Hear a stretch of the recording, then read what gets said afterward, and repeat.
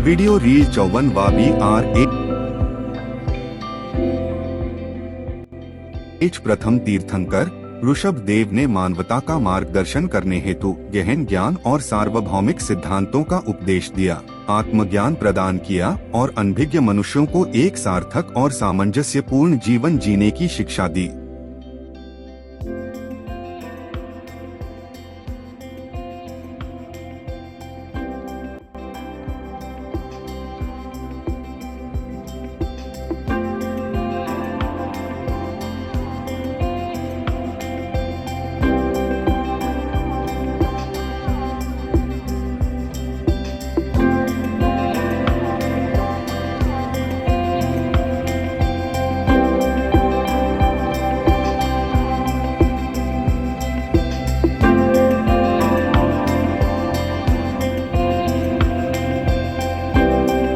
सनातन श्रमण दर्शन से पता चलता है कि 2.5 द्वीपों में स्थित यह व्यवस्था सनातन प्राकृतिक नियमों के अनुसार समयानुसार अनुरूप के अनुसार काल चक्र के एक चक्र द्वारा संचालित होती है।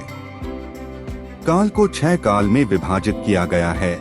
1 सुखमा सुखमा, 2 सुखमा, 3 सुखमा दुखमा, 4 दुखमा सुखमा, 5 दुरखमा और 6 अति दुरखमा। जब तीसरा युग समाप्त होने वाला था तब मानव की ऊंचाई लगभग 3900 फीट रह गई थी। हालांकि यह अविश्वसनीय है, लेकिन वे एक दिन छोड़कर बहुत कम मात्रा में भोजन करते हैं। बच्चे जुड़वा बच्चों के रूप में जन्म लेते हैं, लड़का और लड़की, और उनके माता पिता तुरंत ही बाद मर जाते हैं। बड़े होने पर ये बच्चे लंबे समय तक पति पत्नी के रूप में साथ रहते हैं, जब तक कि इनकी संतानों का जोड़ा उत्पन्न नहीं हो जाता। उन्हें रहने के लिए आवश्यक सभी प्रकार की सामग्री कल्प वृक्षों से प्राप्त होती है। ये वृक्ष आवश्यकतानुसार सभी प्रकार की सुविधाओं का प्रबंधन करते हैं। इन कुछ कल्प वृक्षों में तीव्र विद्युत प्रणाली होती है, जिसके कारण सामान्य ग्रह मंडल भी अपनी भूमिका निभाने में विफल रहते हैं। फिर भी समय के अंतिम काल की ओर बढ़ने के कारण कल्प वृक्षों की संख्या में निरंतर कमी आती है और इससे उन्हें कठिनाई होती है। इस काल में घटते कल्प वृक्षों से उत्पन्न समाजों की समस्याओं का समाधान करने और रिक्त स्थानों को भरने के लिए नई संकल्पनात्मक वस्तुओं की उत्पत्ति करने हेतु मनु कुलकर नामक 14 ज्ञानी पुरुष क्रमवार जन्म लेते थे। यह कथा विभिन्न मनुओं के मार्गदर्शन में मानव विकास और पर्यावरण परिवर्तन की एक रोचक प्रगति प्रस्तुत करती है। बेहतर स्पष्टता के लिए यहाँ एक सारांश और पुनर्लेखन देते हैं। मानव की ऊंचाई और जीवन काल में उल्लेखनीय कमी आई, जिससे प्राकृतिक दुनिया में एक परिवर्तन हुआ। कल्प वृक्षों का प्रकाश कम हो गया और सूर्य और चंद्रमा पहली बार प्रकट हुए और मानव भयभीत हो गए। प्रथम मनु प्रतिश्रुति ने मनुष्यों को आश्वस्त किया कि अब सूर्य और चंद्रमा प्रकाश प्रदान करेंगे। उन्होंने उन्हें भय न होने का निर्देश दिया और दिन रात की अवधारणा प्रस्तुत की। दूसरी घटना में आकाश में तारे दिखाई देने लगे, जो उनके लिए आगे के ब्रह्मांडीय परिवर्तनों का संकेत थे। द्वितीय मनु सम्मति ने तारों के बारे में लोगों के भय को शांत किया और बताया कि उनकी उपस्थिति निरंतर बनी रहेगी। तीसरे मनु क्षेमंकर के समय में जंगली जानवर मानव सुरक्षा के लिए चुनौतियां बनने लगे, जिन्होंने लोगों को जंगली और पालतू जानवरों के बीच अंतर करने की शिक्षा दी, उनकी भूमिका और लाभों पर जोर दिया। चौथी घटना जंगली जानवरों का खतरा बना रहा। चौथे मनु क्षेमंकर ने अपने समय में जंगली जानवरों को भगाने के लिए आत्मरक्षा हेतु लकड़ी के डंडों का प्रयोग बताया। यह विकास पर्यावरणीय परिवर्तनों और चुनौतियों के प्रति मनुष्यों के क्रमिक अनुकूलन को दर्शाता है, जिसमें प्रत्येक मनु उनके विकास और समझ में योगदान देता है। पांचवें मनु सीमंकर का जन्म ऐसे समय में हुआ जब कल्प वृक्षों की घटती संख्या के कारण लोगों में संघर्ष उत्पन्न हो गया था, क्योंकि कल्प वृक्ष अब उनकी इच्छाओं की पूर्ति के लिए पर्याप्त नहीं थे। इस समस्या का समाधान करने के लिए मनु ने कल्प वृक्षों की सीमाओं की व्याख्या की और उनके संसाधनों पर स्वामित्व के सिद्धांतों को स्पष्ट किया। छठे मनु सीमांध्र उनके उत्तराधिकारी बने और उन्होंने कल्प वृक्षों से संसाधनों तक पहुंच को लेकर बढ़ते विवादों को सुलझाने के लिए एक व्यवस्था शुरू की। उन्होंने विशिष्ट कल्प वृक्षों से प्राप्त सामग्री के वितरण में निष्पक्षता सुनिश्चित करने के लिए एक कतार आधारित व्यवस्था तैयार की। सातवें मनु विमलवाहन ने मनुष्यों को पालतू पशुओं की सेवाओं का उपयोग करने और उन पर नियंत्रण बनाए रखने की शिक्षा दी। उन्होंने भैंस, गाय, हाथी और कुत्ते जैसे पशुओं का अपने लाभ के लिए उपयोग करने की प्रथा शुरू की। आठवें मनु चक्षुषुमन ने चौथे युग में भोग की भूमि व्यवस्था से कर्मभूमि कर्मों की भूमि की ओर एक परिवर्तनकारी बदलाव देखा। इस दौरान माता पिता अपनी संतानों को जन्म देने के बाद मरते नहीं थे, जिससे वे आश्चर्यचकित थे। मनु ने इस घटना को कर्म युग में संक्रमण का एक हिस्सा बताया। यशस्वन नामक नौवें मनु ने लोगों को अपने बच्चों का पालन पोषण और देखभाल करने का मार्गदर्शन दिया। उन्हें अपनेपन की भावना से भर दिया और अपनी संतानों पर आशीर्वाद की प्रेरणा दी। 11वें मनु चंद्रभान के समय में उन्होंने लोगों को बताया कि वे कर्मभूमि के एक नए युग में प्रवेश कर रहे हैं, जबकि भोग भूमि का युग अपने अंत के निकट है। उन्होंने बताया कि व्यवस्था और पर्यावरण में धीरे धीरे परिवर्तन होंगे, इसलिए लोगों को तदनुसार अनुकूलन करने की सलाह दी गई। उन्होंने आगे बताया कि ग्रहों का प्रभाव ठंड और हवाओं से राहत दिलाने में मदद करेगा। 12वें मनु मरुदेव ने लोगों को नदियों को पार करने के लिए नौका की तकनीक सिखाई। उन्होंने नावों और पुलों के निर्माण और उपयोग की प्रणालियां शुरू की, जिससे उन्हें बार बार होने वाली बारिश और बाढ़ से उत्पन्न चुनौतियों का सामना करने में मदद मिली। 13वें मनु प्रसेनजित के समय में यह देखा गया कि बच्चे एक झिल्लीदार आवरण में लिपटे हुए पैदा हो रहे थे, जो पहले कभी नहीं होता था।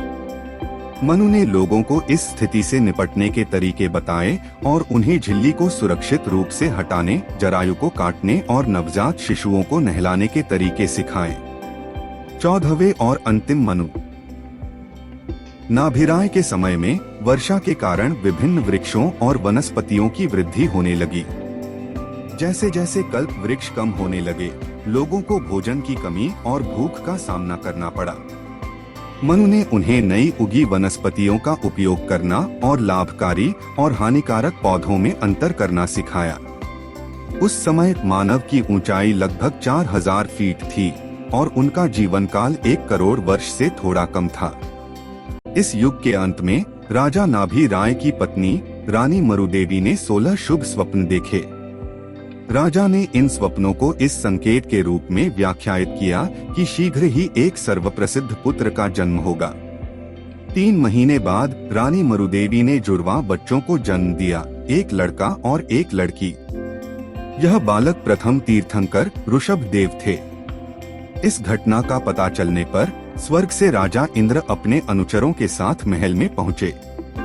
रानी इंद्राणी ने उस बालक को उसकी एक प्रतिकृति छोड़कर सुमेरु पर्वत पर नवान्न संस्कार के लिए ले गईं। वहां सभी सार्वभौमिक अनुष्ठान और परंपराएं निभाई गईं। अनुष्ठान पूरा होने के बाद ऋषभ देव को राज दरबार में राजा नाभि राय को सौंप दिया गया। यह समारोह बड़े उत्सव के साथ संपन्न किया। राजा इंद्र और उनके दल स्वर्ग लौट गए। परिवर्तन के उस दौरान मासूम लोग अपनी जीवन स्थितियों से अनभिज्ञ थे। वे अशिक्षित थे और दुर्भाग्य से उन्हें भोजन की भारी कमी का सामना करना पड़ा, जबकि लगभग सभी कल्प वृक्ष लुप्त हो गए। मनुष्यों को अनेक कष्ट सहने पड़े। उनकी समस्याओं के समाधान के लिए राजा नाभि राय अक्सर समाधान बताकर उनकी मदद करते थे। जैसे जैसे उनके पुत्र भगवान ऋषभदेव युवा हुए, उनमें दिव्य दृष्टि उत्पन्न हुई, अर्थात उनके पास अवधि दिव्य ज्ञान था। उन्होंने लोगों को शिक्षित करने के महत्व को समझा। जीवन के हर क्षेत्र में बुनियादी बातों से शुरुआत की। सबसे जरूरी चिंता भोजन की थी। उन्होंने खाने योग्य फलों और सब्जियों और जहरीले फलों और सब्जियों के बीच अंतर करना सिखाया। उन्होंने उन्हें भूख पर काबू पाने के लिए कृषि प्रबंधन के आवश्यक कौशल भी सिखाए।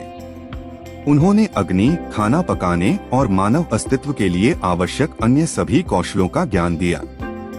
वास्तव में भगवान ऋषभदेव एक शिक्षक बन गए, जिन्होंने कर्मभूमि में जीवनयापन के लिए आवश्यक प्रणालियां प्रस्तुत की। उनकी 2 पत्नियां थीं। पहली सुमंगला, जिनसे उनके 99 पुत्र और एक पुत्री ब्राह्मी उत्पन्न हुई, और दूसरी सुनंदा, जिनसे एक पुत्र और एक पुत्री सुंदरी उत्पन्न हुई। भगवान ऋषभदेव ने अपनी पुत्रियों को अक्षर और गणित की मूल बातें सिखाईं और उन्होंने इस ज्ञान को दूसरों तक पहुंचाने का सुझाव दिया। भगवान ऋषभदेव पृथ्वी के मध्य भाग अयोध्या को राजधानी बनाने वाले पहले राजा थे। उन्होंने इस क्षेत्र पर कुछ नियमों और सिद्धांतों के साथ शासन किया। परिणाम स्वरूप कई अन्य राज्य स्थापित हुए, जिनमें से प्रत्येक के अपने राजा थे, जिन्होंने भगवान ऋषभदेव द्वारा स्थापित प्रशासनिक व्यवस्थाएं भी सीखी। भगवान ऋषभदेव ने व्यवसायों के आधार पर 3 वर्ण व्यवस्था स्थापित की: क्षत्रिय, योद्धा, वैश्य, व्यापारी और शूद्र, कारीगर। हालांकि उनके पुत्र भरत ने ऋषभदेव के भगवान प्रथम तीर्थंकर बनने के बाद एक चौथा वर्ण ब्राह्मण जोड़ा, और जो उनकी आध्यात्मिक शिक्षाओं को पूरी पृथ्वी पर फैलाएंगे। भगवान ऋषभदेव के योगदान और शिक्षाएं इस प्रकार हैं: 1. रक्षा, तलवार और धनुष, इसने रक्षा प्रणालियों की नींव रखी। 2. लेखन कौशल, उन्होंने लेखन कला सिखाई, जो ज्ञान और संचार को रिकॉर्ड करने में सहायक बनी। 3. कृषि, भगवान ऋषभदेव ने कृषि तकनीकों का परिचय दिया, लोगों को फसल उगाने और कृषि के माध्यम से अपना जीवन निर्वाह करने का तरीका सिखाया। 4. विद्या, उन्होंने ज्ञान प्राप्त करने और साझा करने के महत्व पर जोर दिया, जिससे सीखने और शिक्षा की नींव रखी गई। 5. व्यापार और वाणिज्य, उन्होंने व्यापारिक सिद्धांतों और वाणिज्य की अवधारणा को प्रस्तुत किया, जिससे वस्तुओं का आदान प्रदान और अर्थव्यवस्थाओं का विकास सुनिश्चित हुआ। 6. शिल्प, विभिन्न शिल्पों को बढ़ावा दिया गया, जिससे लोगों को आजीविका और सांस्कृतिक विकास के लिए कुशल व्यवसायों में संलग्न होने में मदद मिली। इनमें से प्रत्येक क्षेत्र को व्यक्तियों और समाजों को अपने अपने क्षेत्रों में आत्मनिर्भर बनाने के लिए विस्तृत किया गया, जबकि इस स्तर पर आध्यात्मिकता और संतों को भिक्षा देने, आहार की विधि पर जोर नहीं दिया गया। समाज इन आध्यात्मिक प्रथाओं से अनभिज्ञ रहे। सांस्कृतिक क्रांति के दौर में भगवान ऋषभदेव ने पुरुषों के लिए 72 विज्ञान और महिलाओं के लिए 64 कलाओं का बतलाया, जिससे विभिन्न व्यावसायिक चुनौतियों का समाधान हुआ और सांस्कृतिक एवं बौद्धिक विकास को बढ़ावा मिला।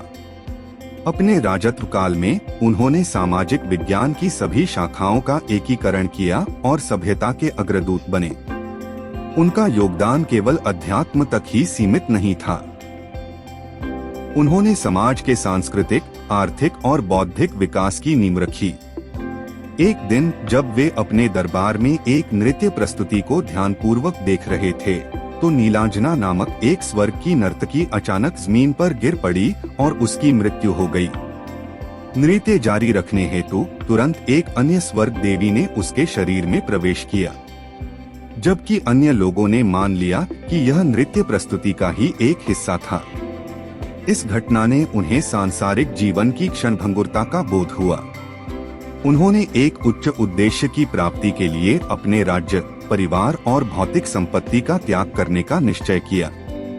संसार त्यागने से पहले भगवान ऋषभदेव ने अपना विशाल राज्य अपने 100 पुत्रों में बांट दिया। भरत, सबसे बड़े, को अयोध्या का राज्य मिला। बाहुबली को तक्षशिला दिया गया। हस्तिनापुर और अन्य क्षेत्र शेष पुत्रों में बांट दिए गए। भगवान ऋषभदेव ने संसार त्याग दिया और नग्न सन्यासी बन गए और पूर्ण वैराग्य का जीवन व्यतीत किया। प्रारंभ में समाज उनके उद्देश्य को समझ नहीं पाए, क्योंकि ऐसा कृत्य पहले कभी नहीं देखा गया था। हालांकि उनके कार्यों से प्रेरित होकर 1000 अन्य राजाओं और व्यक्तियों ने भी उनके त्याग पथ का अनुसरण किया। सर्वज्ञता, केवली ज्ञान, कठोर तपस्या और ध्यान के बाद भगवान ऋषभदेव ने सर्वज्ञता, केवली ज्ञान प्राप्त की, जिससे उन्हें आत्मज्ञान प्राप्त हुआ। उन्होंने सभी प्राकृतिक नियमों, प्रणालियों और आध्यात्मिक सत्यों को समझ लिया। उनसे अब कुछ भी छिपा नहीं था। देवताओं ने भगवान ऋषभदेव के लिए एक समोशरण दिव्य सभा की स्थापना की ताकि वे मनुष्यों और पशुओं सहित सभी प्राणियों को आध्यात्मिकता और प्राकृतिक नियमों पर उपदेश दे सकें। उनके एक पुत्र ने मुख्य गंधर्व शिष्य के रूप में कार्य किया और उपस्थित लोगों व जानवरों की भाषाओं में उनकी दिव्य वाणी का अनुवाद किया। भगवान ऋषभदेव की ऊंचाई 3900 फीट थी और उनका जीवन काल 8.4 मिलियन वर्ष 84 लाख वर्ष था। नोट, ये आकृतियां प्रतीकात्मक हैं और इनकी व्याख्या भिन्न भी हो सकती है। बदलते समय के साथ तीर्थंकर ऋषभदेव को निर्दोष मनुष्यों का मूल से ही मार्गदर्शन करने, उन्हें आध्यात्मिकता को अपनाते हुए एक सार्थक और वास्तविक जीवन जीने का तरीका सिखाने के चुनौतीपूर्ण कार्य का सामना करना पड़ा।